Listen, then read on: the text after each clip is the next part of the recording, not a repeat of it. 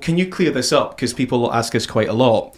Android or iOS for smartphone video? If you could recommend, if you could go and buy whichever one you wanted, what one would you prefer? I'm not a kind of gadget geek really that gets hung up on the brands. I think it's really about the user and what's going to serve your purposes best.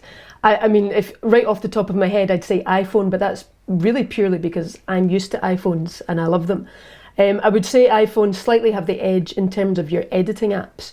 Like all the good apps are compatible with iPhone, but only some of them for Android. So that's the slight edge. But I think in terms of some of the hardware and the actual quality of the footage you get, Samsung had really kind of overtaken iPhone for a while. So I think it's about what you're used to. Use the phone that you've got, because it's not really about that at the end of the day. It's about your message and how you pull all those pieces together. Yeah, so I mean, people always wonder, like, you've got an iOS, you've got an iPhone. I have always had an Android phone, and one of the advantages I see in yours is that it integrates very well with the Macs that we use around the studio and around the office, whereas mine doesn't, and it's not a huge issue. I mean, I wouldn't. It's not enough for me to want to change, but it's definitely a little easier, I think, for you to share like a file from your phone to the desktop to the laptop, and it's a wee bit more involved for me with that. I've heard it said that the best apps all get released on iOS first. Yeah.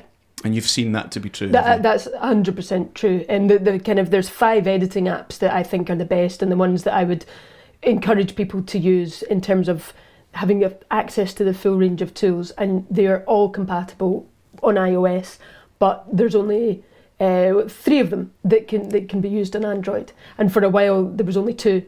So you're absolutely right. And even then, like Adobe Rush, which is compatible with Android as well, you could use it on almost any phone iPhone going back to the iPhone 7.